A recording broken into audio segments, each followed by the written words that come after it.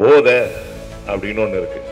நம்ம பசங்கள்லாம் சொல்லுவாங்க, சரக்கு போட்டால் ஜாலியாக இருக்கும் மச்சான், இறங்கி செய்யலாம் அப்படின்னு.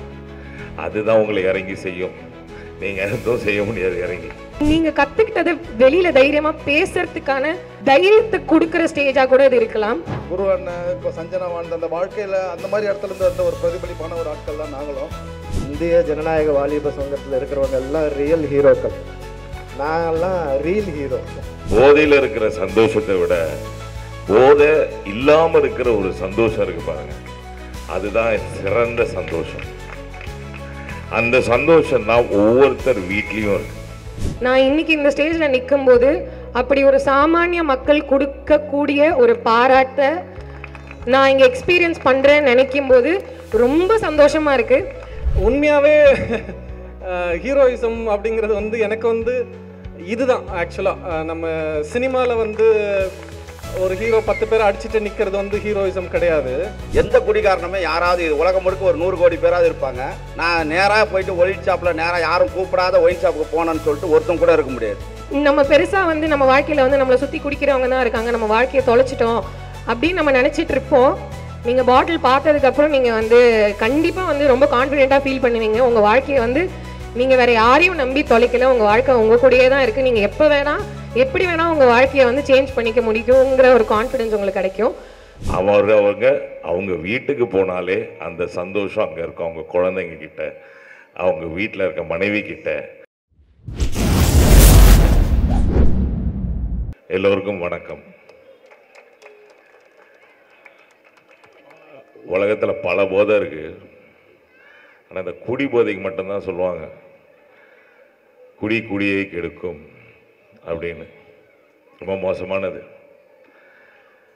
தோழர் சொன்னாங்க அழகா, வீட்டில் யாராவது குடித்தாங்கன்னா மாரியம்மா கோயிலில் போய் மந்திரிக்கிறது, சர்ச்சில் போய் ப்ரேயர் பண்ணுறதெல்லாம் விட்டுட்டு, சத்தியம் தேட்டர் கூட இல்லை, அதோட கம்மி டிக்கெட்டில் நிறைய தேட்டரில் படம் ஓடுது, குடும்பத்தோடு எல்லாரும் போய் பாட்டில் ராதா படம் பாருங்கள்.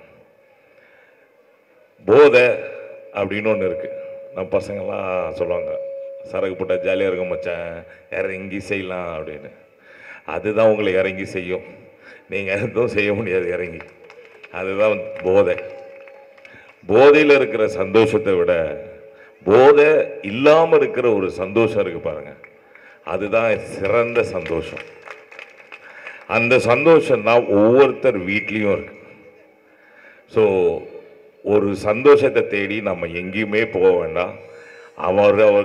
அவங்க வீட்டுக்கு போனாலே அந்த சந்தோஷம் அங்கே இருக்கும். அவங்க குழந்தைங்க கிட்ட, அவங்க வீட்டில் இருக்க மனைவி கிட்ட, அவங்க சொந்தக்காரங்க கிட்ட, அவங்க போடுற சாப்பாட்டில் ரொம்ப அழகாக காட்டியிருப்பார் டைரக்டர். இவங்க சஞ்சனா சாப்பாடெலாம் ரெடி பண்ணி வச்சுருப்பாங்க. அவர் போயிருந்தாருன்னா அன்னைக்கு அவருடைய வாழ்க்கையே மாறி இருக்கும். சந்தோஷம். ஸோ எனக்கு எல்லா தோழர்களுடைய ஆதங்கமும் புரியுது. அரசாங்கம் இப்படி பண்ணுறாங்க, அது எந்த அரசாங்கமாக இருந்தாலும் சரி, இதெல்லாம் ஒழிச்சிருக்கலாம், பண்ணியிருக்கலாம். எங்கள் அம்மா ஒன்று சின்ன வயசுலேயே சொல்லுவாங்க. நான் இந்த சிமெண்ட் ரோட்டில் நாங்கள் இருந்தோம். அப்போ கீழே நின்றுட்டே இருப்பேன், வேடிக்கை பார்ப்பேன். அண்ணன் ஒருத்தர் வருவார். வந்தோடனே என்ன பண்ணுவார், டக்குன்னு அப்படி இப்படி பார்ப்பார், யாராவது பார்க்குறாங்களான்னு. போனால் கரெக்டாக தேங்காய் உடைக்கும் போது என்ன பண்ணுவார், அந்த தேங்காய் இந்த கொட்டாங்குச்சியில் சிரட்டை அதை எடுத்து அப்படி இப்படி காட்டுவார். காட்டினா அவன் அது கொஞ்சம் ஊற்றிக்குவான். டக்குன்னு பாக்கெட்லேருந்து அடிப்பார். அடிச்சா அது ஃபுல்லாக எடுத்து கபகபான்னு குடிச்சிட்டு போயிடுறாரு. என்னண்ணா குடிக்கிறது, டேய் தேங்காய் தண்ணி குடிக்கிறது நல்லது அப்படின்னு. நானும் தேங்காய் தண்ணி நிறைய குடிச்சு பார்த்தேன். நல்ல வேலை அவர் பாக்கெட்டில் வச்சுக்கிறத மட்டும் வாங்கி குடிக்கல, அதனால இன்னொன்று கரெக்டாக போயிடுது வாழ்க்கை. ஸோ தேங்காய் தண்ணி எல்லாரும் குடிக்கலாம், ஆனால் அதில் என்ன ஊற்றி குடிக்கிறோன்றது ரொம்ப முக்கியமான ஒரு விஷயம். அது ரொம்ப தவறான விஷயம். அதை நம்ம ஒருத்தங்கிட்ட போய் தப்பு செய்கிற, இது தப்பு அப்படின்னு சொன்னால் அவன் கேட்கவே மாட்டான். ஸோ ஒரு வயசு இருக்குது, அதாவது கல்லூரி காலம். இன்றைக்கி ஸ்கூல் பசங்க 12th ஸ்டாண்டர்ட் படித்து முடிக்கிற பசங்களே குடிக்க ஆரம்பிக்கிறாங்க. அதுக்கு காரணம் அவன் கிடையவே கிடையாது. இப்போ ஒரு தோழர் சொன்ன மாதிரி சோகமாக இருக்குதுப்பா, என்னப்பா பண்ணலாம், வாப்பா போய் படம் பார்க்கலாம்ப்பா, வாப்பா அந்த பார்க்கில் போய் சும்மா ஜாலியாக பேசின்னு இருக்கலாம்ப்பா, இல்லைப்பா இங்கே வாப்பா நம்ம இந்த பக்கத்தில் ஏதோ ட்ராமா போட்டுக்கிறாங்கப்பா, அந்த டிஒய்எஃப்ஐன்னு ஏதோ சொல்கிறாங்கப்பா, அவங்க தான் ட்ராமா போட்டுக்கிறாங்கப்பா, அதை போய் பார்க்கலாம்ப்பா, நேரம் போப்பா. குடிக்கணும் அப்படின்னு தோன்றது சில டைம், அந்த நேரத்தில் மட்டும் அவனை வந்து காப்பாற்றிட்டீங்கன்னு வச்சுக்கோங்களேன், அவன் குடிக்கவே மாட்டாங்க. ஸோ இந்த நண்பர்களாக இருக்கும் போது இந்த சொன்னாங்க பார்த்தீங்களா, 3 பேர் சேர்ந்தா ஒரு ஆஃப் அளவாக குடிக்கலாம் அப்படின்னு. தேவையே இல்லை. அந்த ஆஃபை வந்து நீ அளவாகவும் குடிக்க வேணாம், குடிக்கவே வேண்டாம். அந்த 3 பேரை சேர்ந்து என்ன வேணால் பண்ணலாம். சைக்கிளில் இங்கேருந்து பீச் வரை ஓட்டுன்னு போ. அவனை வந்து உனக்கு ஒரு தோழன், என் நண்பன், அவனை நான் நல்லா பார்த்துக்கணும், அவனை காப்பாற்றணும், அவன் குடியில் இருக்கக்கூடாது அப்படின்னு ஒரு எண்ணம் இருந்துச்சுன்னா, எப்போ குடிக்கணும்னு தோணுதோ அந்த நேரத்தில் அவனை அங்கேருந்து வெளியே கொண்டு போயிட்டீங்கனாலே அவனுக்கு அந்த எண்ணம் வராது. அதையும் ரொம்ப அழகாக இந்த சினிமாவில் காட்டியிருப்பாங்க பாட்டில் ராதாவில். அதனால தான் சொல்கிறேன், அந்த படத்தை நீங்கள் பார்த்தீங்கன்னா அதுலேருந்து எப்படி வெளியே வரும். குடிக்கிறவன் எல்லாருமே நான் குடிக்காரனாகவே இருக்கணும்லாம் நினைக்கிறதே கிடையாது. பா நாளைக்கு குடிக்கவே கூடாதுப்பா அப்படின்னு. ஆனால் 6 மணி ஆனால் குடிக்கணும்னு தோணும். ஏன்னா கீழே ஒருத்தன் பில் அடிப்பான், டிங் டிங் டிங் டிங் டிங் டிங் டிங் டிங் டிங் டிங் டிங்னு. அந்த நேரத்தில் இன்னொன்று வீட்டில் இருக்க பெண்கள்லாம் சொல்கிறேன், ஏன்னா வந்து எனக்கு அந்த வயசு இருக்குதோ இல்லையோ தெரியாது, பட் ஆனால் நான் பார்த்த விஷயத்தை வச்சு சொல்கிறேன். அன்பு, பாசம், இது ரெண்டுத்தையும் காட்டி ஒரு குடிநோயாளியை நீங்கள் வந்து குடியிலிருந்து வெளியே கொண்டு வரலாம். அந்த நேரத்தில் குடிக்கணும்னு தோன்ற நேரத்தில் அவனை கூட்டிகிட்டு போய் நீங்கள் வந்து பாசமாக 4 வார்த்தை பேசுங்க. அப்பா வாப்பா கீழே வரைக்கும் அந்த கடை வரைக்கும் போயிட்டு வரலாம். ஏய் சும்மாரு, நான் இங்கே வெளியே போனோம், அப்பா வாப்பா அப்படின்னு வெளியே கூட்டு அப்படி கொஞ்சம் தூரம் போயிட்டாலே போதும். ஸோ இந்த மாதிரி அன்பையும் பாசத்தையும் காட்டி அவனை வந்து குடிகாரன் குடிகாரன் குடிகாரன் கஷ்டம்தான், எனக்கு புரியுது, அப்படி தான் திட்டணும், அப்படா திருந்துவானான்னு. கொஞ்சம் அன்பு காட்டுங்க. அவன் ஒரு நோயாளி, அவன் வந்து குடிகாரன் அப்படின்றது கிடையாது. அந்த மாதிரி ஒரு நோயாளிக்கு நீங்கள் வந்து அன்பையும் பாசத்தையும் காட்டி வெளியே கொண்டு வர வைக்கலாம். இதுக்கு வழி இருக்குது. ஆனால் நம்ம படத்தில் அவர் வந்து என்ன காட்டியிருக்காங்க அப்படின்றது வந்து ரொம்ப பியூட்டிஃபுல்லான விஷயம். ஹோப்புக்கு தமிழில் என்ன சொல்லுவாங்க? நம்பிக்கை. வாழ்க்கையில் நீ எந்த நிலைமையில் இருந்தாலும் அந்த நிலைமையிலிருந்து ஒரு மாற்றத்தையும் முன்னேற்றத்தையும் கொண்டு வரலாம் அப்படின்ற ஒரு நம்பிக்கை கொடுக்கக்கூடிய ஒரு படம் தான் பாட்டில் ராதா படமாக நான் பார்க்குறேன். ஸோ உங்களுக்கு எப்போ சான்ஸ் கிடைச்சாலும் நீங்கள் ஒரு பாட்டில் ராதா படத்தை போய் பாருங்கள். இன்னொன்று, நான் என்ன சின்னதுலேருந்து வளர்த்தது எங்கள் அம்மா சொன்னது. எங்கள் அம்மா தான் என்னோடய ஃபேவரட். எங்கள் அப்பா 4 வயசில் இறந்துட்டாங்க. அதுலேருந்து எங்கள் அம்மா தான் என்னை வளர்த்துருக்காங்க. நான் வந்து பல விதமான கஷ்டத்தெல்லாம் பார்த்துட்டு, அதுக்காக நான் வந்து ரொம்ப கஷ்டப்பட்ட குடும்பத்துலேருந்து வந்தேன் அப்படின்னு சொல்ல முடியாது. நிறைய இந்த மாதிரி கஷ்டப்பட இடத்துலங்களில் இருந்து வாழ்ந்து வந்திருக்கேன். ஸோ எங்களுடைய மாற்றத்துக்கு காரணம் என்ன அப்படின்னா, நம்மளுடைய ஓன் ஹோப். அதாவது ஒரு நம்பிக்கையை கொடுங்க அவனுக்கு. நீ அவளை தாண்டா முடிஞ்சு போயிட்ட, இதோட காலிடா, நீ குச்சினே சாவ அப்படின்னு சொல்கிறத விட்டுட்டு இதுலேருந்து இன்னொரு வாழ்க்கை இருக்குது. குடி போதையின் சந்தோஷத்தை விட குடிக்காமல் வாழ்க்கையை வாழ்வதில் ஒரு சிறந்த சந்தோஷம் இருக்குன்றத அவனுக்கு சொல்லிட்டீங்கனாலே போதும். அந்த குடி நோயாளி திருந்தி உங்களோட சேர்ந்து உங்கள் சந்தோஷத்தையும் பகிர்ந்து வாழ்க்கையின் முன்னேற்றத்தையும் பார்ப்பான். இதுதான் என்னுடைய வேண்டுகோள். அண்ட் நன்றி தினகரன். அவங்க வந்து அவர் டைரக்டர் பற்றி சொல்லணும் அப்படின்னா, நார்மலாக வந்து ஒரு படம் எடுக்கணும் அப்படின்னோடனே ஒரு பெரிய ஹீரோவை கூப்பிடு அப்படின்னு சொல்லி, எங்களுக்கு இன்னைக்கு வந்து எங்களுடைய பெரிய ஹீரோ வந்து குரு சோமசுந்தரம் தான். எங்களுடைய பெரிய ஹீரோயின் வந்து சஞ்சனா தான். இந்த படத்தில் நடித்த எல்லா கலைஞர்களுமே சிறந்த கலைஞர்கள் தான். ஏன்னா அவங்க கையில் ஒரு பெரிய பொறுப்பு இருந்துச்சு. அந்த பொறுப்பை சிறப்பாக எல்லாருக்கும் கொடுத்துருக்காங்க. ஸோ மிக்க நன்றி. அதில் எனக்கு வாய்ப்பு கிடைச்சதுக்கும் நன்றி. நீங்கள் எனக்கு கூப்பிட்டு பாராட்டு கொடுத்ததுக்கும் நன்றி. Thank you very much. So first இங்கே வந்திருக்கிற எல்லா தோழருக்கும் ஒரு பெரிய வணக்கம். அண்ட் இங்கே இருக்கிறவங்க கூட நான் எஸ்பெஷலி சுரேஷ் தோழர், என் அத்தியன் தோழர், என் ஜெய் தோழருக்கு ஒரு பெரிய தேங்க்ஸ் சொல்லணும்னு நினைக்கிறேன். பிகாஸ் நாங்கள் படம் வந்து ப்ரமோஷன் ஸ்டார்ட் பண்ணதுலேருந்து இப்போ வரைக்கும் படம் ரிலீஸ் ஆகி இன்றைக்கி வெற்றி விழா வரைக்கும் அவங்க எல்லா மேடையிலையும் சாரோட ஃப்ரெண்டு அப்படிங்கிறது மட்டும் இல்லாமல் ஒரு படத்துக்கான சப்போர்ட்டுன்னு பார்த்து எங்களோட ஆர்டிஸ்டாக இருக்கட்டும், ஆக்டர்ஸ், அதோட டெக்னீஷியன், இப்படி எல்லாருக்கும் சப்போர்ட் கொடுக்கறதுக்கு ரொம்ப ரொம்ப நன்றி அவங்க 3 பேருக்கும். அண்ட் எனக்கு ஒரே ஒரு சின்ன வருத்தம் என்னென்னா, இன்றைக்கி வந்து இங்கே இத்தனை ஆண்களை நான் பார்க்குறேன், பட் அதுக்கு சமமான பெண்கள் என்னால் பார்க்க முடியலையேன்னு எனக்கு கொஞ்சம் வருத்தமாக இருக்குது. அது ஏன் அப்படின்னா, நான் இங்கே பெண்கள் இல்லை அப்படின்னு நான் சொல்லலை, பட் இங்கே வந்திருக்கிறவங்களை நினைக்கும் போது எனக்கு ரொம்ப பெருமையாக இருக்குது. பட் இதை தாண்டி இன்னும் நிறையா ஜன்னல்லேருந்து நான் சுற்றி உட்காந்து பார்த்துட்டே இருந்தேன். நிறைய பெண்கள் எட்டி எட்டி பார்த்துக்கிட்டு இருக்காங்க. அப்படி எட்டி பார்க்காம நீங்கள்லாம் கொஞ்சம் கீழே வந்து தைரியமாக வெளியில் உட்காந்து நீங்கள் இங்கே என்ன பேசுகிறாங்க, இதில் என்ன விஷயம் இருக்குன்னாது அட்லீஸ்ட் நீங்கள் கேட்டு உங்களுக்கு அதுக்கு பிடிக்கலாம். நீங்கள் அதுலேருந்து ஒரு 10 விஷயம் கற்றுக்கலாம்.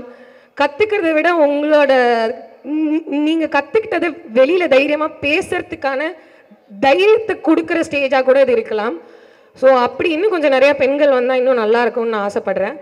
அண்ட் பாட்டில் ராதா வந்து நான் பர்சனலாக வந்து ரொம்ப வாழ்க்கையில் ஆசைப்பட்டு நான் வந்து நான் பெரிய பெரிய படம் நடிக்கணும், பெரிய பெரிய ஆக்டர்ஸோடு நடிக்கணும் அப்படின்லாம் வந்து கனவு கண்ட ஒரு டைமில் பாட்டில் ராதாவோட ஆப்பர்ச்சுனிட்டி எனக்கு வந்தோடனே அந்த படம் நாங்கள் ஷூட்டிங்லாம் முடிச்சதுக்கப்புறம் ஒரு பயங்கரமான திருப்தி ஒன்று இருந்தது.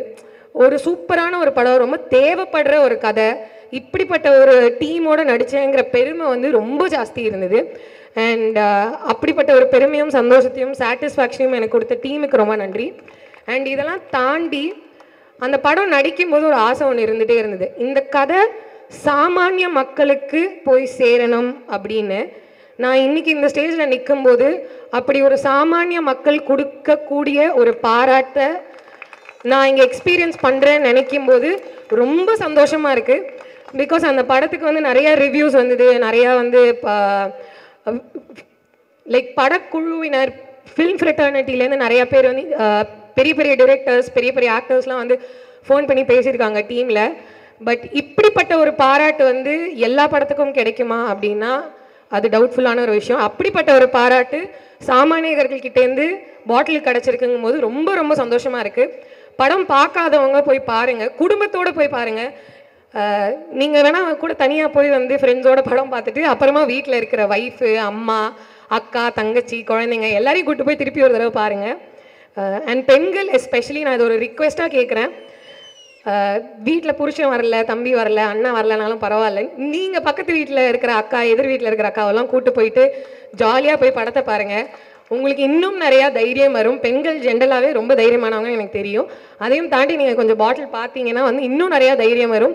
எதுக்கு அப்படின்னா நம்ம வாழ்க்கையே நம்ம பெருசாக வந்து நம்ம வாழ்க்கையில் வந்து நம்மளை சுற்றி குடிக்கிறவங்க தான் இருக்காங்க, நம்ம வாழ்க்கையை தொலைச்சிட்டோம் அப்படின்னு நம்ம நினச்சிட்டு இருப்போம். நீங்கள் பாட்டில் பார்த்ததுக்கப்புறம் நீங்கள் வந்து கண்டிப்பாக வந்து ரொம்ப கான்ஃபிடென்ட்டாக ஃபீல் பண்ணுவீங்க. உங்கள் வாழ்க்கையை வந்து நீங்கள் வேறு யாரையும் நம்பி தொலைக்கல, உங்கள் வாழ்க்கை உங்கள் கூடயே தான் இருக்குது. நீங்கள் எப்போ வேணால் எப்படி வேணால் உங்கள் வாழ்க்கையை வந்து சேஞ்ச் பண்ணிக்க முடியுங்கிற ஒரு கான்ஃபிடென்ஸ் உங்களுக்கு கிடைக்கும். ஸோ ப்ளீஸ் போய் படம் பாருங்கள் தியேட்டரில். டிவியில் வந்துச்சுன்னா நீங்கள் டிவியில் கூட பாருங்கள், அப்படி தியேட்டரில் போய் பார்க்க முடியல அப்படின்னா. பட் இந்த சப்போர்ட், இந்த பாராட்டு வந்து எங்கள் எல்லாருக்குமே ரொம்ப ரொம்ப ரொம்ப சந்தோஷம் கொடுத்துருக்கு. அதுக்கு ரொம்ப ரொம்ப நன்றி. Especially to DYFI and to the team. And especially தோழர் வந்து ஸ்டார்டிங்கில் ஒரு பாயிண்ட் ஒன்று சொன்னாங்க. இந்த மாதிரி காசு இருக்கிறவங்க வந்து குடி பழக்கத்தில் இருந்தால் அது வேறு மாதிரி இருக்கும், காசு இல்லாதவங்க வந்து குடி பழக்கத்துக்கு அடிமையாகும் போது வேறு மாதிரி இருக்கும்போது, போதைங்கிறது வந்து காசு இருந்தாலும் காசு இல்லைனாலும் நம்மக்கிட்ட இருக்கிற எல்லாத்தையும் எடுத்துகிட்டு போயிடும். அது காசு இருந்தால் எதுவுமே இல்லாமல் வந்து தரமட்டமாக்கிடும், தரையில் இருந்தால் இன்னும் தரைக்கு அடியில் போட்டு புதைச்சி விட்டுரும். ஸோ அதனால் வந்து காசு இருக்கிறவன் காசு இல்லாதவனை பார்த்துலாம் வந்து நம்மளை அது வந்து பர்சனலாக வந்து தாக்காது. யார் குடித்தாலும், யார் போதை பொருளுக்கு நீங்கள் கிவன் பண்ணாலும் அது சம் பாயிண்ட் வந்து உங்கள் வாழ்க்கையே திருப்பி போட்டுரும். அப்படிப்பட்ட ஒரு பழக்கம் வந்து தேவையில்லை. ஸோ இந்த வாய்ப்பு கொடுத்த எல்லாருக்கும் ரொம்ப ரொம்ப நன்றி. Thank you so much. எனக்கு இங்கே வந்திருக்கிறது அப்படிங்கிறது வரும்போதே ஒரு பக்கம் பதட்டமாக தான் இருந்தது. ஆக்சுவலாக என்னென்னா, வேறு எந்த ஸ்டேஜ் போகும்போதும் இல்லை வேறு இன்டர்வியூஸ் அப்படிங்கிறது வந்து இவ்வளோ இன்செக்யூர்டாக இவ்வளோ இதுவாக எனக்கு இருந்ததில்லை. சுரேஷன் வரும்போது சிரிச்சிட்டு இருந்தார், ஹீரோயின் போன உடனே எல்லோரும் கிளம்பி போயிட்டாங்க அப்படின்ட்டு. ஸோ பரவாயில்ல, அது கொஞ்சம் ரிலாக்ஸ்டாக இருக்குது, கம்மியாக மக்கள் இருக்காங்க அப்படிங்கிறது. ஏன் அப்படின்னா இந்த இடத்துக்கு வர்றது அப்படிங்கிறது பதட்டமாக இருக்குது அப்படிங்கிறது வந்து வேறு மேடைகள் மேலே அப்படி ஒரு இது இருந்ததே கிடையாது. நம்ம வேலை செஞ்சுருக்கோம், அதனால் அவங்க கூப்பிடுறாங்க. நான் அதுக்கு வந்து டிசர்வ்டான ஒருத்தவன் அப்படிங்கிறது எனக்கு எப்பயுமே இருந்துகிட்டே இருக்கும். ஆனால் இந்த இடத்துல வந்து இதை வந்து எனக்கு வந்து அவ்வளோ கான்ஃபிடெண்ட்டாக இல்லை. என்னென்னா, நம்ம சேவோட ஒரு கோட் தான் இருக்கும், செயலே மிகச்சிறந்த சொல் அப்படின்னு சொல்லிட்டு. இங்கே மார்க்சிஸ்ட் மூமெண்ட்டில் இருக்க எல்லாருமே வந்து அவ்வளோ வேறு வேறு வேறு வேறு சந்தர்ப்பங்களில் நான் தொடர்ந்து பார்த்துட்டே இருக்கேன். அப்படி உழைச்சிருக்காங்க. அவங்களுக்கு கிடைச்சிருக்க கல்வியும் பொருளாதாரமும் சரி, அதெல்லாம் தாண்டியும் வந்து மக்களுக்காக கிரவுண்டில் நின்று உழைக்கிற ஒருத்தவங்க இருக்காங்கல்ல, அவ்வளோ அவங்க பொருளை சாக்ரிஃபைஸ் பண்ணியிருக்காங்க. அவங்க வாழ்க்கையே வந்து மக்களுக்காக, அவங்க லைஃப் மேம்படணும் அப்படிங்கிறதுக்காக கடுமையாக உழைச்சிட்டே இருக்காங்க. அந்த அவங்களோட உழைப்புக்கும் அவங்களோட ஒரு வாழ்நாள் முழுக்க அவங்களோட செயல்பாடுகளுக்கும் நம்ம வந்து ஒரு கம்ஃபர்ட்குள்ளேருந்து ஒரு வேலை செய்கிறோம்ல, அது நிகராக இருக்குமா அப்படிங்கிறதுல எனக்கு ஒரு சின்ன தயக்கம் இருந்துக்கிட்டே இருக்குது. ஆனால் இந்த படம் ஒரு வேல்யூ க்ரியேட் பண்ணியிருக்கு அப்படிங்கிறத நீங்கள் ரெஸ்பெக்ட் பண்ணி இன்வைட் பண்ணியிருக்கீங்க. அதை நான் ஹானர் பண்ணி தான் வந்தேன் நான். இன்னொரு விஷயம் வந்து நம்ம சினிமாவில் ஹீரோ நிறைய விஷயம் பேசிக்கிட்டு பார்த்துட்டு இருப்போம். ஆக்சுவலாக எனக்கு வந்து ஒரு டைம் ரஞ்சித் பார்க்குறதுக்காக வந்துட்டு இருக்கும்போது பார்த்தா லைலா காலேஜ் முன்னாடி அந்த ஐனாவரம் பிரிட்ஜு அங்கே ஆரம்பித்து வந்து டிராஃபிக் 1.5 மணி நேரமாக வந்து வண்டி வந்து நகரவே இல்லை. அவன் 10 நிமிஷத்தில் ரஞ்சித்தை மீட் பண்ணிடுறேன்னு சொல்லிட்டு 1.5 hour அப்படியே வண்டி போயிட்டே இருக்குது. கடைசியாக அந்த சாஸ்திரி பவன் வர்றதுக்கே வந்து இந்த லைலா காலேஜ் பிரிட்ஜ்லேருந்து அங்கே வர்றதுக்கு 1 hour ஆயிடுச்சு, 1.5 hour ஆயிடுச்சு. நான் பைக்கில் கிராஸ் பண்ணுறேன். எனக்கு கொஞ்சம் இங்கே இந்த டிஸ்டன்ஸில் வந்து அப்போ தான் தெரிஞ்சது எதனால் இவ்வளோ பெரிய டிராஃபிக்ன்ட்டு. செல்வத்தோட அவர் கூட ஒரு 10-15 பேர் வச்சுட்டு கையில் மைக்கை வச்சுட்டு கத்தி மொத்தம் அந்த தெருவையே அந்த ரோடையே வந்து இது பண்ணி வச்சுட்டு இருந்தாங்க. அவங்க ஐ திங்க் அந்த சிஐஏ இதுக்காகவா வேறு எதுக்கோ தெரியல, ஒரு அதுக்கான ஒரு போராட்டம் அப்படி நடந்துட்டு இருந்தது. உண்மையாகவே ஹீரோயிசம் அப்படிங்கிறது வந்து எனக்கு வந்து இதுதான் ஆக்சுவலாக. நம்ம சினிமாவில் வந்து ஒரு ஹீரோ 10 பேர் அடிச்சுட்டு நிற்கிறது வந்து ஹீரோயிசம் கிடையாது. மக்களுக்காக அவங்க வந்து அவ்வளோ மக்களை ஒன்று திரட்டி தன்னோட உரிமைக்காக தனக்கு என்ன தேவை அப்படிங்கிறத வந்து மற்றவங்களுக்கும் அந்த விழிப்புணர்வை ஏற்படுத்தி ரோட்டில் நின்று ஒரு மிக பெரும் அதிகாரம் இல்லை ஸ்டேட் அப்படிங்கிறது, அதுக்கு எதிராக கொஸ்டினை ரைஸ் பண்ணி தன்னோட தேவையை பூர்த்தி செய்யறதுக்கான ஒரு குரல் எழுப்புற அந்த அதுதானே போராட்டம் அப்படிங்கிறது. அதுதானே பெரிய ஒரு ரொம்ப முக்கியமான ஒரு விஷயம். அது எனக்கு அதை பார்த்தது. அதே மாதிரி இன்னொரு டைம் ஜெய்யோட படம் வந்து ப்ளூ ஸ்டார் முடிகிற டைமில் வந்து அங்கே அவன் ஆஃபீஸ் பக்கத்தில் டீ சாப்பிட வந்துட்டு இருந்தான். அங்கே பார்த்தா திரும்ப செல்வத்தோட அவர் ஒரு 10-15 பேரோட நின்றுட்டு டீ சாப்பிட்டு வெளில வரும்போது பார்த்தா அவங்களோட மீட்டிங்கு அந்த டீ கடை வாசலில் இருக்குது. 100 ரூபாய் 200 ரூபா அப்படி வாங்கி சேர்த்து ஒரு மீட்டிங்க்கு இது பண்ணிட்டு இருக்காங்க. எங்ககிட்டையும் காசு இல்லை, 50 ரூபா 100 ரூபா 200 ரூபான்ற மாதிரி வாங்கி தான் நாங்கள் ஒரு பைசா அப்போ கொடுத்துருந்தோம். அவங்க வாங்கிக்கிட்டாங்க. எனக்கு அப்போது சும்மா ஏதோ ஒரு இடத்துல ஒரு கவுன்சிலருக்கு கூட கார் ஓட்டுறவங்களே வந்து அவங்களே வந்து பல கோடி சொத்து சேர்த்து வச்சுக்கிட்டு இருக்க மாதிரி தான் இன்றைக்கி அரசியல் சூழல் இருக்குது. அதிகாரம் வந்து அவ்வளோ தூரம் பணமாகவும் வேறு ஃபார்மில் மாறிட்டு இருக்கும்போது உண்மையாகவே ஜென்யூனாக மக்களுக்கான அடிப்படை தேவை என்ன, அது சார்ந்து குரல் எழுப்புறவங்களோட நிலை என்னவா இருக்குது. ஆனாலும் சோர்ந்து போகாமல் எந்தவித முகசொலிப்பும் இல்லாமல் தயக்கம் இல்லாமல் நின்று வேலை செய்கிறாங்கல்ல, இது வந்து கண்டிப்பாக ஹானர் பண்ணியே ஆகணுங்கிறதுக்காக இன்னொரு விஷயம் நான் எல்லாருமே ரெக்வஸ்ட் பண்ணி வாங்கன்னு சொன்னது. ஸோ இப்போ அடுத்ததாக மார்க்சிஸ்ட் டீச்சிங் பற்றி எனக்கு வந்து நான் ஒரு நாவல் படிச்சிருந்தேன். ஜாக் லண்டனோட ஒரு நாவல் இருக்குது, இரும்பு குதிகால் அப்படின்னு சொல்லிட்டு அவர் வந்து 1920களிலேயே அதில் எழுதுறாரு. அந்த டைமில் அதில் என்ன ஒரு இடம் வரும், ஒரு சர்ச் ஃபாதர் ஒருத்தர் இருப்பார். அவர் என்ன பண்ணுவார், எல்லாருக்குமே வந்து கிறிஸ்டியானிட்டி பற்றி அந்த இதை பற்றிலாம் பயங்கரமாக ஷேர் பண்ணி இது பண்ணுவார். அவருக்கு எல்லாமே செம்ம கம்ஃபர்ட்டாக இருக்கும். பெரிய மாளிகையில் அவருக்கு வந்து 4-5 சர்வீஸ் பண்ணுறதுக்கு மக்கள் வேலையாட்கள் இருப்பாங்க, நிறைய பணம், அவர் ஆசைப்படுறதெல்லாம் கிடைக்கிற மாதிரி உணவு, அந்த மாதிரி ஒரு விஷயம் இருக்குன்னு வச்சுக்கோங்களேன். ஏதோ ஒரு இதில் அந்த நாவலோட ஜேர்னியில் அவருக்கு வந்து மார்க்சிஸ்ட் டீச்சிங்கும் அது சார்ந்து செயல்படுறவங்க அவங்களோட ஒரு விஷயம் வந்து அவர் அந்த ஸ்பிரிச்சுவல் அந்த ஏரியாவிலேருந்து கொஞ்சம் கொஞ்சமாக இந்த டீச்சிங்கை உள்வாங்கிட்டு இதுதான் உண்மையாக மக்களுக்கு தேவைப்படுற ஒரு தத்துவம், இதை நம்ம மக்களுக்கு சொல்லணும் அப்படின்னு சொல்லிட்டு நகர ஆரம்பிப்பார், பேச ஆரம்பிப்பார். எனக்கு அந்த நாவல் தான் வந்து உண்மையாக ஒரு இந்த டீச்சிங் பற்றியே புரிய வச்சுது. அது இம்மிடியட்டாக என்ன நடக்கும் அப்படின்னா, அது வரலும் கிட்டத்தட்ட அந்த மாகாணத்தையே ஆள்ற அளவுக்கு பவரில் இருந்த ஒருத்தரை என்ன பண்ணுவாங்க அப்படின்னா, ஸ்டேட் வந்து அவர் மென்டல் மனநிலை சரியில்லாதவர் அப்படின்ட்டு கொஞ்சம் கொஞ்சமாக அவர் மேலே இது பண்ணி அவரை டைல்யூட் பண்ணி அந்த சர்ச்சில் ஃபாதராக இருந்த ஒரு விஷயத்தை எல்லாத்தையுமே அவர்கிட்ட இருக்க எல்லாத்தையுமே உருவி எடுத்துருவாங்க. குடும்பம் தனியாக போயிடும், நடு ரோட்டில் நிற்கிற மாதிரி வந்து அது எப்படி முடியும் அப்படின்னா, ரொம்ப தொழுநோயில் இருக்க இடம் இல்லாமல் இருக்க மக்கள் வந்து குளிருக்கு அங்கே குளிரில் இடம் இல்லாமல் இருக்க மக்கள் வந்து சாலையோரத்தில் அவங்களுக்கு வந்து ஃபுட்டு கொடுப்பாங்க. அது கூட எப்படின்னா உருளைக்கிழங்கு வேக வச்சதை வெறும் உருளைக்கிழங்கு உப்பில் வேக வச்ச உருளைக்கிழங்கு தான் கொடுப்பாங்க. அது க்யூவில் நின்று வாங்குவாங்க. கம்பளியை போத்திக்கிட்டு அப்படி இருப்பாங்க. நிறைய அந்த மாதிரி சாலையோரத்துலேயே படுத்திருக்க மாதிரி. நாவலோட அந்த ஜேர்னியில் அவர் அந்த க்யூவில் நின்று அந்த உருளைக்கிழங்கு வாங்கி சாப்பிட்ற மாதிரி ஒரு இடத்துக்கு வர்ற மாதிரி அந்த நாவலோட இது இருக்கும். எனக்கு இது படிக்கும்போது தான் வந்து புரிஞ்சுது, ஒரு ரொம்ப most important and essential teaching வந்து இன்னைக்கு இதை பற்றி பேசி இதுக்காக பேசுகிறவங்களோட இதை வந்து எவ்வளோ தூரம் வந்து ஒரு பெரும் அதிகாரம் வந்து எவ்வளோ தூரம் அவங்கள இங்கே வேற ஒரு நிலைக்கு தள்ளுது அப்படிங்கிற ஒரு விஷயம் இருக்குல்ல, இதை கவனிக்க முடிஞ்சுது. ஸோ இந்த இடத்துல இந்த ஃபில்மை ரெக்கக்னைஸ் பண்ணுறது அப்படிங்கிறது எனக்கு வந்து சஞ்சனா சொன்னாங்க, ஜானுஜனா சொன்ன மாதிரி இதை விட பெரிய ஹானர் அப்படிங்கிறது நிச்சயமாக எனக்கு வந்து வேற எங்கே கிடைச்சாலும் I always feel this is the best honour I ever receive for this film. அப்படி தான் நான் பார்க்குறேன். ஏன்னா இங்கேருந்து தான் இந்த கதை உருவாகுது, இங்கேருந்து தான் நம்ம இன்ஸ்பயர் ஆகி இதை எழுதுகிறோம், இங்கேருந்து இவங்க கிட்ட இங்கேருந்து மக்கள் அவங்க பேசுகிறத உள்வாங்கி தான் இந்த கதையே எழுதப்பட்டிருக்கு. இங்கே ஒரு ரெக்கக்னிஷன் கிடைக்கிறது அப்படிங்கிறது ரொம்ப பெரிய விஷயமா நான் பார்க்குறேன். என்னை இன்வைட் பண்ண எல்லாருக்குமே ரொம்ப நன்றி. செல்வா தோழரில் ஆரம்பித்து அகெயின் கூட ஒர்க் பண்ணியிருக்க எல்லா தோழருக்கும் நன்றி. அகெயின் இவங்க பாரதி செல்வா தோழர் இருக்காங்க, அவங்க ரொம்ப பியூட்டிஃபுல்லாக இதை பற்றி எழுதியிருந்தாங்க. படம் பார்த்துட்டோம், அவங்க பேசுனது அப்படிங்கிறது பயங்கர என்கரேஜிங்காக இருக்குது. அண்ட் முற்போக்கு அதே மாதிரி சமூக பொறுப்பு அப்படிங்கிறது நான் அந்தளவுக்கு அவ்வளோ கான்ஷியஸாக முற்போக்காக சமூக பொறுப்போட அப்படிங்கிறது இல்லை. இந்த ஒரு பிரச்சனையை பார்த்தா அதை ஒழுங்காக அட்ரஸ் பண்ணணும் அப்படிங்கிற சென்ஸில் நம்ம ஒர்க் பண்ணோம்.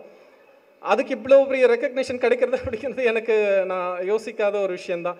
ஆனால் இதுக்கப்புறம் உண்மையாகவே கொஞ்சம் சென்சிபிளாக அறிவோட பொறுப்போடு இருக்கணும்னு நான் நினைக்கிறேன். I will try. படத்தில் ஒர்க் பண்ணியிருந்த ரூபேஷ், ராஜா, நடிகர்கள் ஜேபி குமாரன், சேகர், ஆர்ட் டைரக்டர் ராஜா, கேமராமேன் ரூபேஷ், சுந்தரண்ணா என்னோட ரிசர்ச்சில் ரொம்ப சப்போர்ட் பண்ணாங்க அவங்க. அண்ட் இப்போ இதுக்கு வந்திருந்த ஜெயக்குமார், அதியன் தோழர், சுரேஷ் அண்ணா, சோமண்ணா, சஞ்சனா, ஜானண்ணா எல்லாருக்குமே நன்றி சொல்லிக்கிறேன். அவங்க இங்கே வர்றது அப்படிங்கிறது எல்லாருமே ரொம்ப ஹெக்டிக்காக வேறு வேறு ஒர்க்கில் இருந்துகிட்ருக்காங்க. பட் இந்த இன்வைட் ரெஸ்பெக்ட் பண்ணி அவங்க வந்ததுக்குமே நன்றி சொல்லிக்கிறேன். நன்றி. தேங்க்யூ. எல்லாருக்கும் வணக்கம். எஸ்பெஷலி இந்திய ஜனநாயக வாலிபர் சங்க உறுப்பினர்கள் அனைவருக்கும் என்னுடைய நன்றிகள். நான் என்ன பேசணும்னு நினைக்கிறோமோ அதெல்லாம் நிறைய பேசிட்டாரு முன்னாடி வந்தவங்க. குடித்தா என்ன பண்ணுறது, குடிக்கிறவங்களை என்ன பண்ணுறது, மகா குடிகாரர்களை என்ன பண்ணுறது அப்படிங்கிறதெல்லாம் இந்த சினிமாவில் காமிச்சாச்சு. அதை நீங்கள் போய் பார்க்கணும். உண்மையிலேயே தோழர் டைரக்டர் தினகரன் அவர்கள் சொன்னது போல் இந்திய ஜனநாயக வாலிப சங்கத்தில் இருக்கிறவங்க எல்லாம் ரியல் ஹீரோக்கள். நாங்கள்லாம் ரீல் ஹீரோ. ஸோ அவங்க பாராட்டுக்கு நான் வந்து நிஜமாக உங்களை மாதிரி ஒரு ரியல் ஹீரோனுடைய பாராட்டுகளை ஏற்கிறது தான் என்னுடைய ரொம்ப கால ஆசை. நிறைய தடவை அந்த மாதிரி பாராட்டியிருக்காங்க. எஸ்பெஷலி ஜோக்கர் வெளிவந்த டயத்தில் நான் வந்து எல்லாராலையும் தோழர் என்று அழைக்கப்பட ஆரம்பித்தேன் நான். அதனால் நம்ம வந்து இப்போ குடிக்கிறவங்களை என்ன பண்ணுறதுங்கிறத விட குடிக்காமல் இருக்கிறவங்களை என்ன பண்ணுறதுங்கிறத பற்றி யோசித்தோம்னா இன்னும் கொஞ்சம் நல்லாயிருக்கும். ஏன்னா நான் வீட்டில் பாத்திரம்லாம் தேய்ப்பேன். வீட்டில் இருக்கும்போது பாத்திரம்லாம் கழுவி வைக்கிறது, வீட்டில் இருக்கவங்க ஹெல்ப் பண்ணுறது. ஸோ நம்ம தேய்ச்சிட்டே இருக்கும்போது நம்ம முடிஞ்சிடும். இன்னும் ஒரு 2 பாத்திரம் தான் இருக்குதுன்னு தேய்க்கும் போது திடீர்னு ஒரு 4 பாத்திரம் வந்து விழுந்துச்சுன்னு வச்சுங்களேன், அப்படியே தலை சுற்றும் நமக்கு. என்னடா அது வேலை முடியாது போல இருக்குன்னு. ஸோ அதனால் வீட்டில் இருக்கிற பொறுப்பான இருக்கிற பேரண்ட்ஸ் என்ன பண்ணணும்னா, வீட்டில் பெண்கள் வெளியே போனால் கேட்குறோம்ல, எங்கேப்பா போகிற, எங்கே போகிற, எத்தனை மணிக்கு வருவ, யார் கூட போகிற அப்படின்லாம் கேட்குறோம்ல, அதே மாதிரி ஆம்பளை பிள்ளைங்க வெளியே போனாலும் கேட்க ஆரம்பிங்க. அப்போ தான் வந்து இந்த கூடுதலாக கழுவுறதுக்கு பாத்திரம் வந்து விழுந்து டயர்டாக்காது. ஏன்னா இந்த மாதிரி நிறைய பிரச்சனைகளை கையாளுறதுக்கும் அதை களையிறதுக்கும் சமுதாயத்தை மேம்படுத்துறதுக்குமாக உழைப்பவர்களுடைய நிலைமை இப்போது டயர்ட்னஸ் ஆயிடுச்சு. ஏன்னா வேலை பலு ரொம்ப ஜாஸ்தி ஆயிடுச்சு. எங்கே போனாலும் பிரச்சனை. நான் சின்ன வயசில் இருக்கும்போது கம்மி பிரச்சனை இருந்துச்சு. நிறையா பேர் அந்த பிரச்சனையை கையாளுறதுக்காக அதுக்காக குரல் கொடுக்கறதுக்காக நிறைய பேர் இருந்தாங்க. இப்போ வந்து எல்லா இடத்துலையும் பிரச்சனையானதுனால சமுதாய தீர்கேடுகளை கேள்வி கேட்குறவங்க வந்து ரொம்ப டயர்டாயிட்ட தான் நான் உணர்றேன். அது உண்மையாக நான் பார்க்குறேன். ஏன்னா அவ்வளோ வீட்டில் தேய்க்கப்படாத பாத்திரங்கள் நிறைய இருந்துச்சுன்னா, மழை போல் இருந்துச்சுன்னா ஒன்றுமே ஒரு பாத்திரம் கூட நம்மளால் கையெடுக்க முடியாது. ஆனால் ஒரு 4-5 விஷயம் மட்டும் இருக்குது, இதை மட்டும் சரி பண்ணால் போதும் அப்படின்னா அதை நம்மளால் சரி பண்ணி முடிச்சிருவோம். அது ரொம்ப முக்கியமாக விஷயமா பார்க்குறேன். ஏன்னா ஒரு விஷயம் வந்து உடச்சிக்கிட்டு போகும்போது உடைக்காத பகுதிகளை நம்ம வந்து பாதுகாக்கணும்ல. வீட்டுக்குள்ளே வெள்ளம் புகுந்துச்சுன்னா நனையான முக்கியமான பொருட்களை தூக்கி வைப்போம்ல. அது மாதிரி அடிச்சுட்டு போனவங்க வந்து குடியினால் அடிச்சுட்டு போனவங்க இருக்கிறாங்க. அடிக்காதவங்க நம்மளும் குதிக்கலாமா இந்த ஆற்றுல அப்படின்னு இருக்கிறவங்கள காப்பாற்றணும்னா வீட்டிலேருந்து வெளியே போகிற பசங்களையும் பெற்றோர்கள் தயவு செய்து கேள்வி கேளுங்க. உண்மையாகவே கேள்வி கேட்கணும். பெண்களை மட்டும் கேள்வி கேட்கக்கூடாது, ஆண்களை பிள்ளைங்களையும் கேள்வி கேட்கணும். நீ எப்படி பழகிற, எப்படி பேசுகிற, யார் கூட பழகிற, இது யார், எல்லா விவரமும் தெரியணும். இது இந்த ஆம்பளை பசங்க வந்து நம்ம பார்க்குறோம்ல, இப்போ எல்லாரும் குடிக்கிறாங்கன்னு சொன்னாலுமே நிறைய நம்ம பார்க்குறது வந்து ஆண்கள் தான். ஸோ அவங்கள தடுக்கிறதுக்கான வேலைகளை செஞ்சோன்னா கொஞ்சம் இந்த வேலை பலு வந்து குறைய ஆரம்பிக்கும். இல்லைன்னா அதுக்கும் சேர்த்து ஒரு படம் வந்து எடுக்க சொல்லி நம்மளுடைய இயக்குனரை கேட்கணும். ஏன்னா இனிமேல் குடிக்குள்ளே போகாமல் தப்பிக்கிறதுக்காக ஒரு படம் என்ன பண்ணுறது அப்படிங்கிற மாதிரியெல்லாம் படம் எடுக்கணும். ஏன்னா அது ரொம்ப முக்கியமான விஷயம். ஏன்னா ஒரு சமூகத்தினுடைய நான் நிறையா வந்து துப்புரவு தொழிலாளர்களை பார்த்துட்டே இருக்கும்போது மனசு ரொம்ப கஷ்டமாக இருக்கும். நான் வீட்டில் குப்பையை பிரித்து போடுவேன், அப்படியே அள்ளி போட்டுகிட்டே இருப்பாங்க, அவங்க டெய்லி கூட்டிகிட்டே இருப்பாங்க. இவங்களுக்கு வேலை வந்து குறையாதா அப்படிங்கிற மாதிரி இருக்கும். அதுக்கான பொறுப்பு நம்ம கையில் தான் இருக்குது. ஸோ அப்போ வேலை பலுவை குறைக்கிறதுக்கான வேலைகளை நிறைய பேர் செய்யணும்னா இந்த மாதிரியான ஜாக்கிரதையான விஷயங்களை வந்து நம்ம கையாண்டு தான் ஆகணும். அதுக்கப்புறம் நீங்கள் வந்து பாட்டில் ராதா கண்டிப்பாக பாருங்கள். தியேட்டரில் மிஸ் பண்ணவங்க வந்து ஓடிடியில் வெளியே வரும், அப்போ எல்லாரும் பாருங்கள். சொல்லுங்கள். ஓ அப்படியா, ரொம்ப நன்றி, ரொம்ப நன்றி, ரொம்ப நன்றி.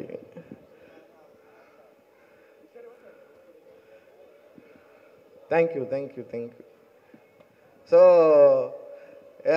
நிஜமாலுமே தேசிய ஜனநாயக வாலிபர் சங்கத்துக்கு இங்கே அழைச்சி எங்களை கௌரவிச்சதுக்காக ரொம்ப ரொம்ப நன்றி சொல்லிக்கிறேன். நன்றி. அனைவருக்கும் வணக்கம். இங்கே வந்து தினகரை பாராட்டுறதை விட நான் டிஒய்ஃபையை தான் நான் பயங்கரமாக பாராட்டணும்னு நினைக்கிறேன். ஏன்னா நீங்கள் தான் உண்மையிலேயே வந்து இப்படி ஒரு பெரிய ஒரு வேலை ஏற்பாடு பண்ணி அவனை பாராட்டுறதுன்றது சென்னையில் எனக்கு தெரிஞ்சு வேறு யாருமே பண்ணுறதில்ல. நீங்கள் பண்ணுறது வந்து எனக்கு ரொம்ப பெருமையாக இருக்குது, ரொம்ப சந்தோஷமாக இருக்குது இதில் கலந்துக்கிறதுக்கு. நாங்களும் இந்த மாதிரியான ஒரு வாழ்க்கை சூழலில் குரு அண்ணன், இப்போ சஞ்சனா வாழ்ந்த அந்த வாழ்க்கையில் அந்த மாதிரி இடத்துலேருந்து வந்த ஒரு பிரதிபலிப்பான ஒரு ஆட்கள் தான் நாங்களும். அப்பா, மாமா, அண்ணன், சித்தப்பா இந்த மாதிரி எல்லாருமே ஒரு குடிநோயாளிகளாக இருந்து அந்த குடும்பம் எப்படிலாம் செஞ்சு இருக்குன்னு நான் கண் கூட பார்த்துருக்குறேன். தினகர் அந்த படத்தை எடுக்கலாம், ஒரு வேளை ஃப்யூச்சர் நான் கட்டாயமாக அந்த படத்தை எடுத்திருப்பேன். அப்படியான ஒரு படம் தான் அந்த படம். நான் இங்கே என்ன சின்னதாக ஒரே ஒரு ரெக்வஸ்ட் என்ன வைக்கிறேன்னா, இப்போ வீட்டில் இருக்கக்கூடிய அப்பா மக்கள் எல்லாமே வந்து அப்பா வந்து நிறைய இப்போ யாராவது குடிச்சிட்டு வராங்க அப்படின்னா குழந்தைங்க முன்னாடி வந்து தயவு செஞ்சு அதை நீங்கள் வந்து காட்டிக்காதீங்க. குழந்தைங்க முன்னாடி குடிச்சிட்ருக்குறோன்றதை வந்து ஒய்ஃபை போட்டு அடிக்கிறதோ திட்டுறதோ அசிங்கமாக பேசுகிறதோ இது வந்து அந்த குழந்தை எந்த அளவுக்கு மனதுல பாதிக்கும் அப்படின்றது நான் நிறைய அனுபவிச்சிருக்கிறோம். அதனால் அதை தயவு செஞ்சு அதை பண்ணாதீங்க. எங்கே கூப்பிட்டதுக்கு ரொம்ப நன்றி. தினகர் மேலும் மேலும் நிறைய பாராட்டுகள், நிறைய விருதுகள், நிறைய மேடைகள் ஏறுவான் அப்படின்னு நான் எனக்கு பெரிய சந்தோஷமாக இருக்குது. அனைவருக்கும் நன்றி. தோழர்கள் அனைவருக்கும் வணக்கம். எல்லா குடிகாரர்களுமே குடி வந்து கெட்டதுன்னு தான் நினச்சவங்க தான் முதல்ல. எல்லா குடிகாரர்களுமே தனித்து போனதே கிடையாது. எல்லா குடிகாரர்களையும் கூட்டும் போனது அவங்களுடைய நண்பர்கள் தான். எந்த குடிகாரனுமே யாராவது இது உலகம் முழுக்க ஒரு 100 கோடி பேராவது இருப்பாங்க. நான் நேராக போயிட்டு ஒயின் ஷாப்பில் நேராக யாரும் கூப்பிடாத ஒயின் ஷாப்புக்கு போனேன்னு சொல்லிட்டு ஒருத்தன் கூட இருக்க முடியாது. அதனால் நட்பு வந்து ரொம்ப முக்கியமானதாக நான் நினைக்கிறேன். ஒரு குடிகாரர் இன்னொரு குடிகாரர்கிட்ட எடுத்தவொடனே இன்றைக்கி ஒரு ஃபுல் அடிக்கிறவங்க ஆஃப் அடிக்கிறவங்க எல்லாமே ஷிப்பு அடிச்சுட்டு கசக்குது எனக்கு பிடிக்கலன்னு சொன்னவங்க தான். அப்படி இருந்தவங்க தான் கொஞ்சம் கொஞ்சமாக அதுக்குள்ளே வந்து எப்படி வந்து நிரந்தரமான குடிகாரர்களாக தன்னுடைய உயிரையும் குடும்பத்தையும் மாற்றிக்கிறாங்க அப்படின்றது தான் அந்த படம் வந்து அவ்வளோ சூப்பராக சொல்லியிருக்கு. குறிப்பாக தினகர் தோழர் வந்து ரொம்ப மிக பொறுப்புணர்வோடு அந்த படத்தை எடுத்திருக்கிறாரு. டைஃபி பற்றி சொல்லணும்னா நிறையா இருக்குது. தொடர்ந்து இந்த நிகழ்வை வந்து மக்கள்கிட்ட மக்களோடு இருக்கிறவங்க மக்களுக்கான படத்தை எடுத்தவங்களை கூட்டு வந்து இங்கே பாராட்டுறதுன்றது தான் மிக முக்கியமான அங்கீகாரமாக நினைக்கிறோம். இதுக்கு மேலே எந்த விருது கொடுத்தாலும் இதுதான் உண்மையான விருதாகவும் மன நிகழ்வாகவும் எனக்கு இருக்குது பர்சனலாக. அதே மாதிரி தோடரும் அதை உணர்ந்துருக்கிறார், என்கிட்ட சொன்னார். ரொம்ப மகிழ்ச்சியாக இருக்குது. நான் ஒரே ஒரு விஷயத்தை மட்டும் சொல்லணும்னு நினைக்கிறேன். ஏன் வந்து இங்கே குடி வந்து அழிக்கவே முடியல அப்படின்னா, குடி வந்து இங்கே வியாபாரமாக மாக்கப்பட்டிருக்கு. குடி மூலமாக நிறைய உலகம் முழுக்க முதலாளிகள் உருவாகியிருக்கிறாங்க. முதலாளிகளுக்கு தொடர்ந்து வாடிக்கையாளர்கள் தேவை. வாடிக்கையாளர்கள் முதலாளிகள் வாடிக்கையாளர்களை அரசாங்கத்தின் மூலமாக பிடித்து கொள்வது தான் மிக முக்கியமான ஒரு கூறாக இருக்குது. நீங்கள் இப்போ நம்ம பார்க்குற இப்போ சிகரெட் இருக்குல்ல, எடுத்த உடனே சிகரெட் வந்து எப்படி வந்ததுன்றதை மட்டும் தெரிஞ்சுக்கிட்டாலே குடி வந்து எப்படி நம்ம வந்து பனங்கல் தென்னங்கல் இதெல்லாம் வந்து மக்களோட லைஃப்பில் இருந்ததை, சாராயம் வந்து மக்களோட லைஃப்பில் இருந்ததை, அதை வந்து எப்பயாவது ஒரு முறை விழாக்களில் வருஷத்துக்கு ஒரு முறை குடிக்கிற ஒன்று எப்படி வந்து முதலாளிகள் வந்து கைப்பற்றிக்கிட்டு அதை வந்து நிரந்தரமாக வீட்டு வாசலில் நீ எப்போதும் அதை வந்து நீ பார்த்துக்கிட்டே இருக்கும்போது அதை விட்டு நீ மீள முடியாத அளவு கொண்டு வந்து நிறுத்துறது வந்து அது வந்து முதலாளித்துவத்தினுடைய மிக முக்கியமான ஒரு கூறு. அது வந்து தொடர்ந்து முதலாளிகளால் பாதுகாக்கப்படுகிற அரசாங்கம் அது தொடர்ந்து செய்துக்கிட்டே தான் இருக்கும். புகையிலை வந்து நான் சொல்கிறது மூலமாக என்னென்னா, இப்போ நெல் மாதிரி தான். நெல் வந்து எடுத்த உடனே உலகத்தில் பிறந்த உடனே ஒரே ஒரு வயலில் இருந்திருக்குமா? இருக்காது. பில்லுகளில் அங்கங்கே பில்லுகளில் இருந்த கொஞ்சம் கொஞ்சம் விதைகளை சேகரித்து தான் முதல்ல பல லட்சம் வருஷத்துக்கு முன்னே, ஒரு 1000 வருஷத்துக்கு முன்னே, 2000 வருஷத்துக்கு முன்னையும் நெல் வயலை முதல்ல உருவாக்கியிருப்பாங்க. அதே மாதிரி தான் அமெரிக்கா கண்டுபிடிக்கப்பட்ட பிறகு தான் முதல்ல புகையிலே உருவாகுது. செவந்தியர்கள் தான் முதல்ல அங்கங்கே காடுகளில் இருக்கிற ஒரு இலையை பறித்து அவங்க புகை பிடிக்கிறாங்க. அதை பிடிக்கிறது மூலமாக அவங்க வந்து மயக்கம் வருது, அவங்க அதை வந்து உற்சாகம் அடைகிறாங்க. ஸ்பெயின் நாட்டிலிருந்து போன ஒரு வியாபாரி அந்த புகையிலையை வந்து அங்கங்கே இருக்கிறத தனித்தனியாக இருக்கிறத விதைகளை சேகரிச்சுட்டு வந்து 450 வருஷத்துக்கு முன்ன தான் உலகத்தினுடைய முதல் புகையிலை தோட்டத்தை உருவாக்குறான். அந்த புகையிலை தோட்டத்தை தான் உருவாக்கின பிறகு தனித்தனியாக கடந்ததை ஒட்டுமாக இது இந்த விவசாயம் பண்ணுறான். அதுதான் நம்ம கோடியக்கரை பகுதிகளெல்லாம் 400 வருஷத்துக்கு முன்ன தான் வந்து புகையிலை வந்து இந்தியாவுக்கு வந்துருக்குது. வந்த உடனே புகையிலை வந்து ரொம்ப உடலுக்கு நல்லதுன்னு சொல்லிட்டு ஊராக பிரச்சாரம் பண்ணியிருக்கிறாங்க. புகையிலையுடைய பின்விளைவு வந்து மக்களுக்கு யாருக்குமே தெரியாது. அதை சார்ந்து புகையிலை வந்து உடம்புக்கு நல்லது கொடுக்குது, உற்சாகத்தை பெறுது அப்படின்றதுக்காக நிறைய குஜிலி பாடல்கள் போலவே புகையிலையை புகழ்ந்து ஊருக்கு பாடல்கள் இருந்திருக்குது. அப்போது 100 வருஷத்துக்கு முன்னதான் புகையிலை குடித்தால் நம்ம வந்து செத்துருவோன்ற, கேன்சர் உருவாகுன்ற அறிவே வந்து 100 வருஷத்துக்கு முன்னே தான் வந்திருக்கு. அதுக்கு முன்ன வரைக்குமே புகையிலை உடம்புக்கு நல்லது, உற்சாகம். இப்போ கூட சில பேர் சொல்லிட்டு இருப்பான், கஞ்சா வந்து ரொம்ப ரொம்ப முக்கியமாக கற்பனையெல்லாம் உருவாக்கும், அதை வந்து அளவா சாட்டா எல்லாமே மருந்து தான், நிறைய பேர் சொல்லிட்டு இருப்பானுங்க.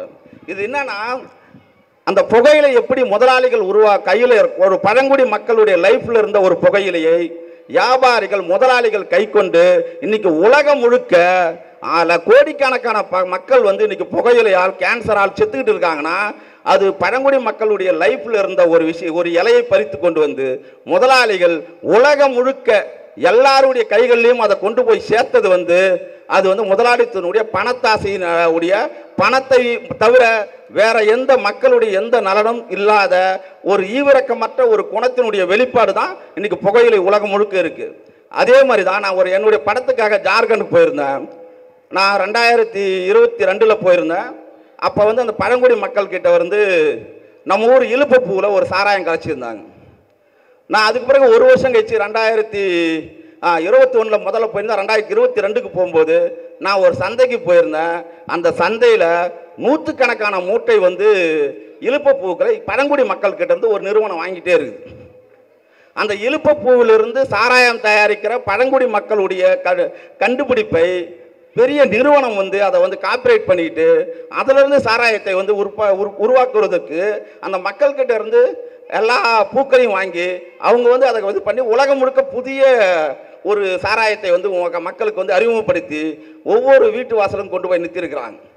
இதுதான் நான் வந்து என்ன சொல்ல வரேன்னா, குடியும் எல்லாமே வந்து முதலாளிகளுடைய கையில் இருக்கிறதுனால, முதலாளிகளை பாதுகாக்கிற அரசாங்கங்கள் இருக்கிறதுனால இது வந்து தீர்க்கணும்னா மக்கள் தான் வந்து ஃபைட் பண்ணுறது மூலமாக தான் இதை உடைக்க முடியுமே தவிர இது சட்டங்களை வந்து மக்கள் தான் ஏற்றுறதுக்கான ஒரு போராட்டத்தை முன்னெடுக்கணும் அப்படின்றது தான் அந்த படம் சொல்லுது. வாய்ப்புக்கு நன்றி கூறி